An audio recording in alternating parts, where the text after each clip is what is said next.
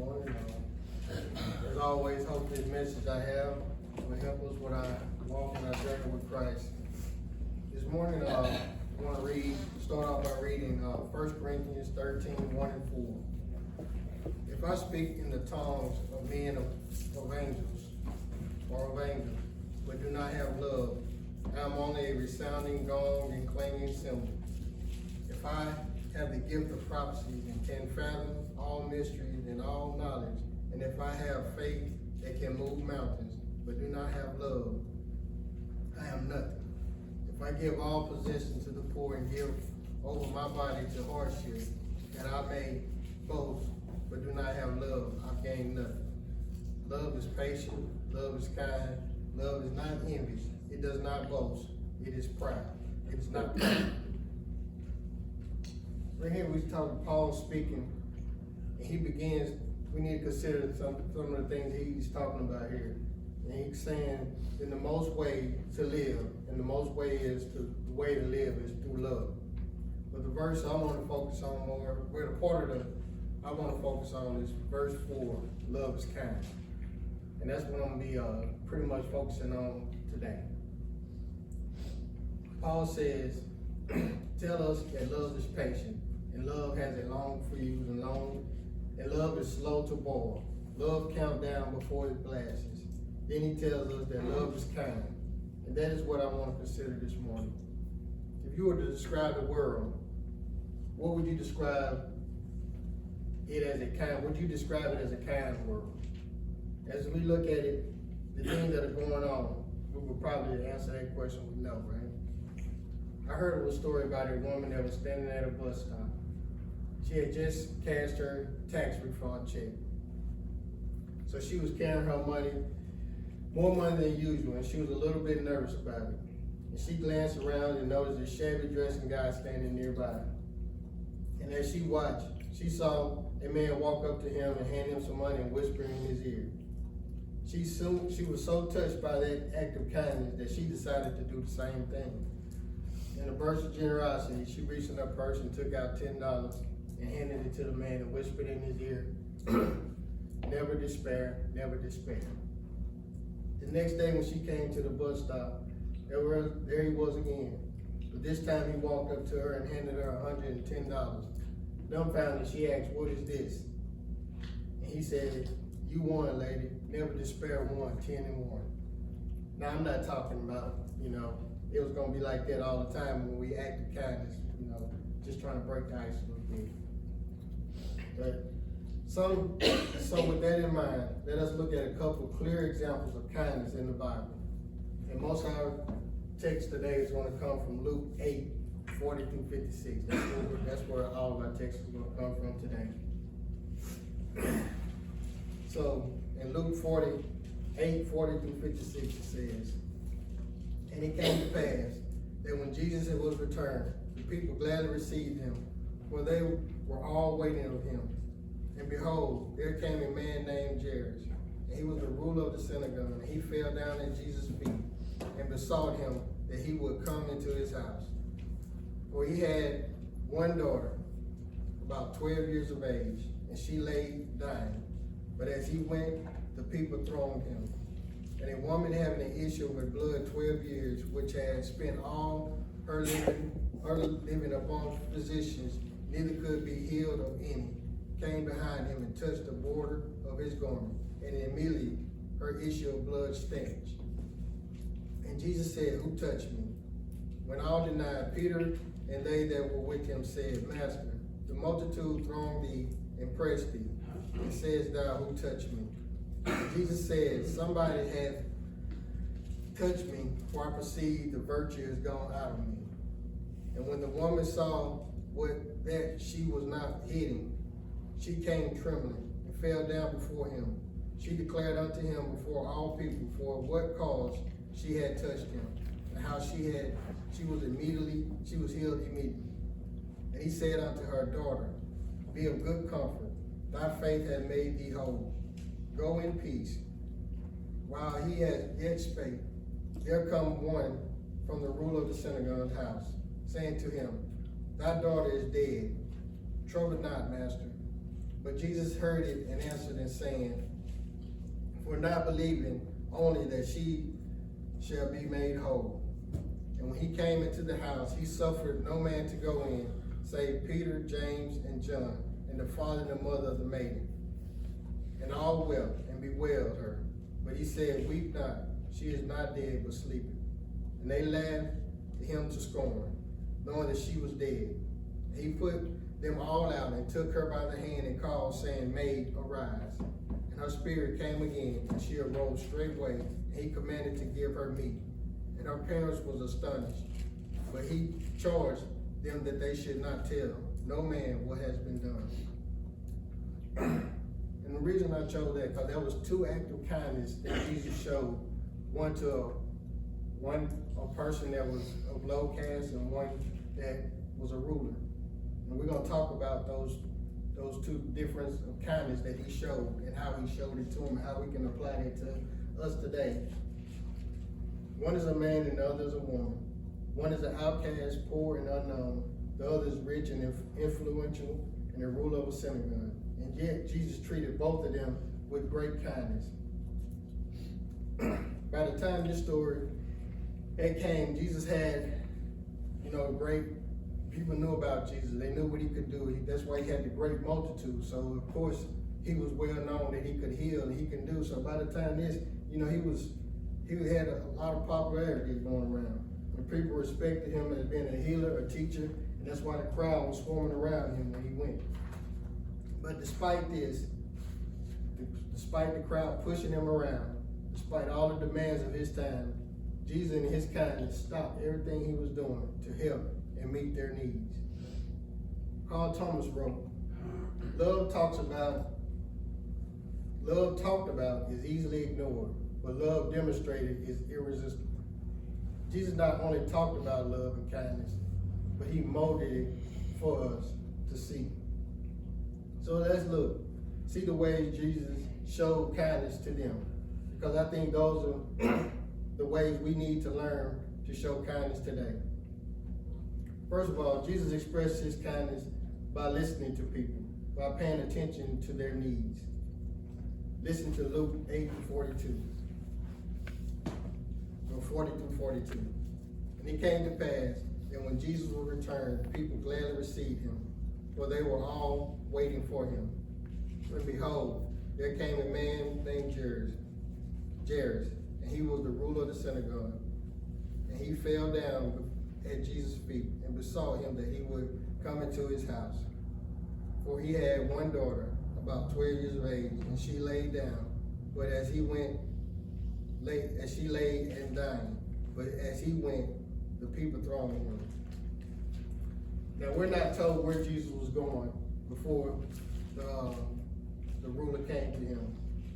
We don't know where he was going. He was probably on his way to go teach and preach somewhere to a crowd.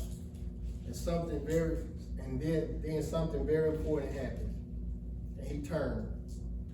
But as soon as Jairus came and told him about his daughter, the very next words he said, and Jesus was on his way. Evidently, Jesus immediately changed direction and started following Jairus because the little girl's situation was more pressing than whatever else he had scheduled.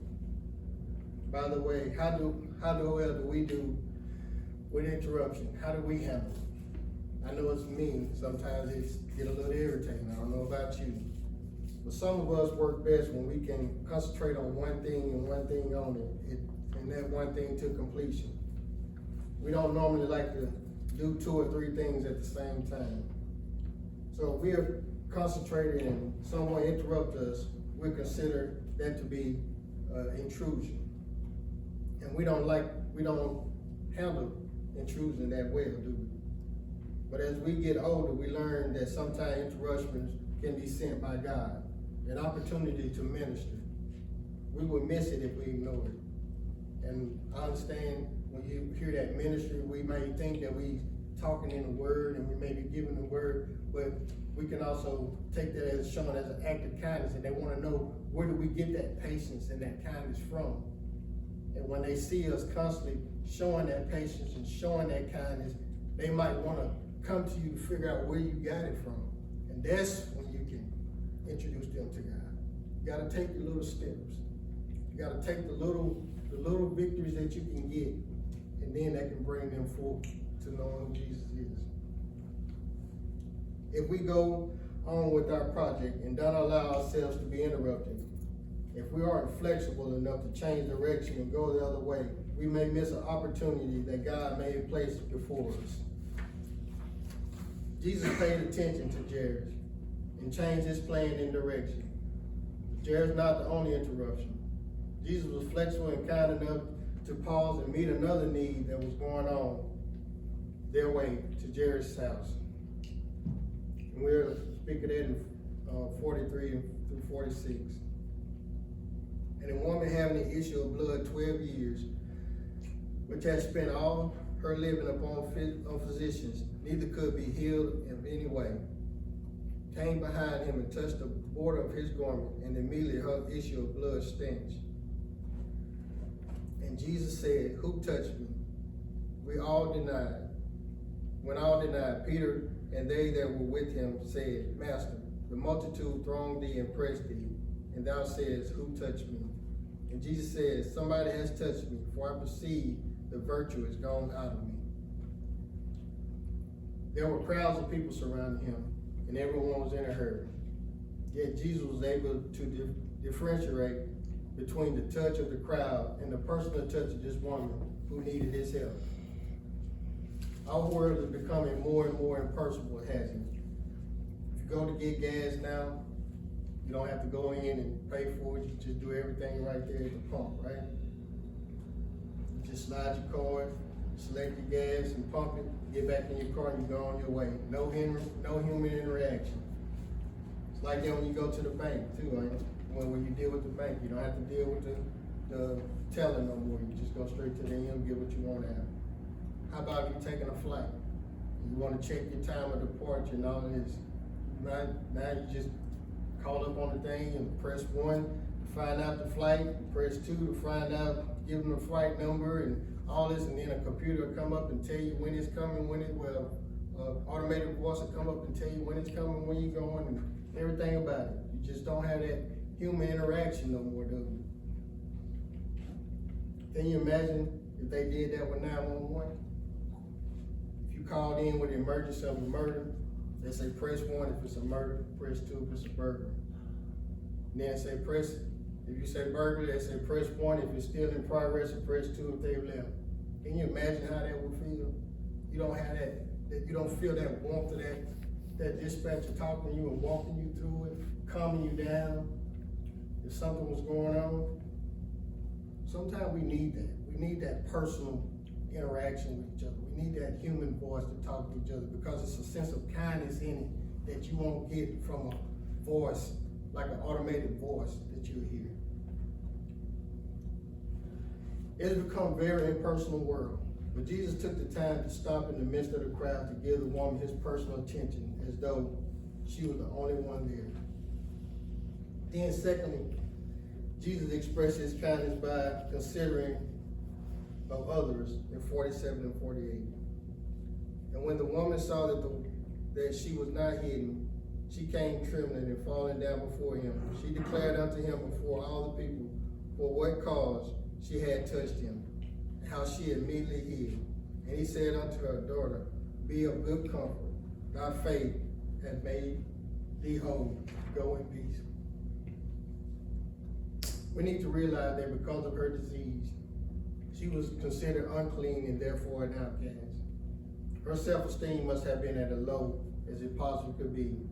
So Jesus surprised her, first of all, by stopping and listening to her story of woe. So imagine that she poured out her heart to him, and Jesus listened. And by listening and by looking at her, by paying attention to her, he was displayed in real kindness. Are you a good listener? Most of us aren't. We pass each other and say, how are you, not expecting a reply, or expecting an automatic reply, I'm good, I'm fine, and continue on. You're not really expecting an actual conversation of how you are really doing. But have you ever been caught off guard and someone really told you just how they feel?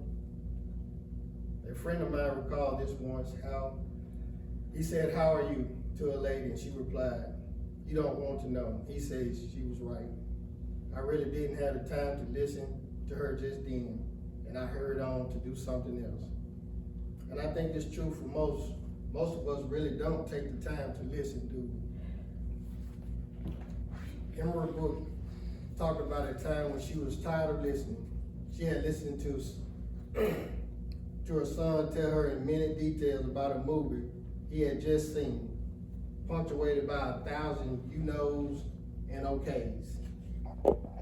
Then she received several telephone calls filled with what she felt like was mindless chatter that never seemed to end. So it was with genuine relief that she was able to tell the last caller that she had to rush to the airport. So she got in a taxi cab, and the taxi cab driver took her to the airport. And he told her all about his son who had got a scholarship to college, and how he was making straight A's. And Henry had to sit there and listen to it all. She said, but once I got to the airport, I realized I was 30 minutes early. So I breathed a sigh of relief and thought, I have 30 minutes when I don't have to listen to anybody. I can just sit here, read my book, and not be bothered at all. But no sooner than she opened the book, an elderly female said to her, I bet it's cold in Chicago. I suppose, she replied back before opening her book. I haven't been in Chicago for 3 years, the woman said. My son lived there. That's nice, she said. Then the woman continued on. My husband's body is on this plane. We were married for 53 years. I don't drive, you see. The funeral director had to bring me here, and he drove me to the airport. Her voice droned on and on. Here was a woman who didn't want money or advice or counsel. All she wanted was someone to listen. And in her desperation, she had turned to a total stranger with her story. Miss Pembroke said, she continued to talk to me until they announced that we were about to board the plane. And when we walked on the plane, I saw her sitting down in her section. And as I hung up my coat and I heard her say to this person next to her, I bet it's cold in Chicago. There are so many of us who just need somebody, sometime to listen. Just to focus on us and listen to what we have to say. And Jesus did that. So I know sometimes we get irritated when somebody has a story and they talking to us and they feel like they talking our ear out, but we don't know what we're doing for that person. We don't know what act of kindness just by just sitting there and just listening. We don't realize that. But you're doing something for somebody and it don't cost you anything. Really don't cost you anything. I would say it costs you time, but you're there anyway. So it's really not costing you time. It's not costing you anything. Just a little bit of kindness, that's all. Now remember, these people outside, I'm sorry, I skipped over. And finally, Jesus expressed kindness through an understanding spirit. Notice in verse 49 and 56, while he yet spake, there cometh one from the ruler of the synagogue's house, saying to him, Thy daughter is dead. Trouble not the master. Trouble not the master.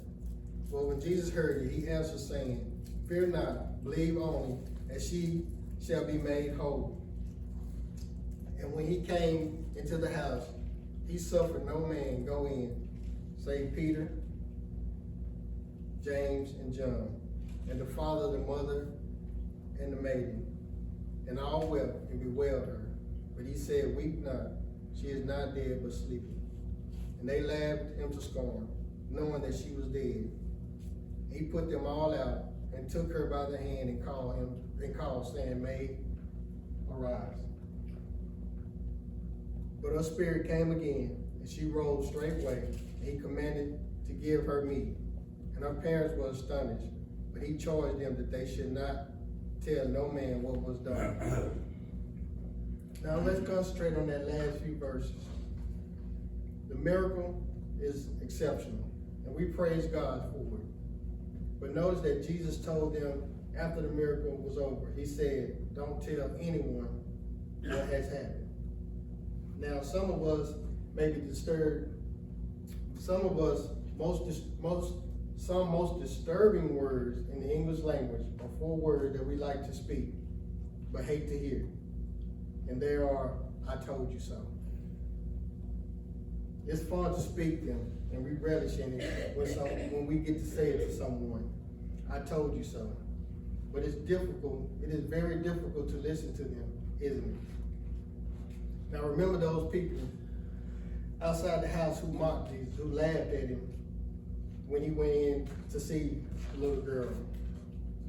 Now if I was Jesus, I would have came out and I'd have grabbed her by the hand and we'd have walked past them all and I'd have looked at them and I probably would have said, I told you she wasn't dead. See what I've done. But that's just the human in me. But sometimes we gotta kind of show a little bit of humility, though. Then I would have just went on, and when I came back by him, I would have told him, I told you so. But Jesus didn't do that. He was concerned about how they felt too. He didn't try to get even with them. He didn't try to get back at them. He didn't try to glorify himself. Instead, in kindness, he told the parents, don't tell anyone what has happened here. Sometimes it is not so much of what you say, it's how you say it. One preacher said, I never had to apologize for my position, but I oftentimes had to apologize for my disposition. Have you ever had to apologize for your disposition? Sometimes you may be put in a spot, and what you say is important, but how you say it can be even more important. The fact that Jesus didn't want to embarrass those who have been mocking him or get even with them speaks volume. It teaches us how we are to respond to each other too. And the last thing I'm gonna speak on, or the last story I have is some construction workers were building a high-rise across from a hospital. And as they were working on the 3rd floor, they noticed a little girl standing in the window of a hospital watching them work. And one day, they looked across and she had a little poster and she said, my name is Lisa. What is your name? So the next day, the construction workers came back with some poster boards and magic markers and they wrote their names down and said, my name is Bob, Bill, Henry, and they told them how old they were. And then the next day, the little girl held up a sign saying, I'm 7 years old, and went on for the next several days. One day they noticed Lisa wasn't at her usual spot in the window. So at break, one of the workers called the hospital and asked the nurse on the 3rd floor, could they tell them anything about Lisa? They said Lisa had took a turn for the worse and was in intensive care. So the workers pulled some money together and bought some flowers and cards and wrote a note and sent it to Lisa in intensive care. Several days passed. Then another sign approached the window. Lisa passed away. Thank you for caring. You know, love is kind. You know, it's just that little thing. I wonder how them parents failed to know that those workers cared that much about their daughter. Some little girl that they didn't know. But they took time just to show a little bit of act of kindness. Right on that board, that poster card back to them. Just to, in their day of work, you know, they could have just went out and said, you know what, we got a job to do. I ain't gonna be mindful of that little girl over there. I'm just gonna keep on working. But they took a little time out of their day just to show a little bit of kindness towards her, just to give her a little bit of brightness in a hard day that she's having. And the last passage I want to read is 1 Peter 2:21. For even hereunto ye, unto were ye called, because Christ also suffered for us, leaving an example that you should follow his steps. He left us an example of how to be kind to everyone, how to be kind in certain situations. Like I was talking about those ones that mocked him when he was telling them that she wasn't dead. Now, I know the human in me, to let them know. Don't say I can't do something. And I would have let him know, and that probably would have made them feel some kind of way. But even those that mocked him, he still showed kindness to them. So, love is kind. We need to learn to be kind to one another, even as God has been kind to us through Jesus Christ, and offer him as a sacrifice for our sins. And that's the message I have for us this morning. Hopefully this message will help you, can help you with your walk with Christ. And if there's anyone that's subject to the gospel call or need the prayers of the church, then come and we stand and sing the song that was sung.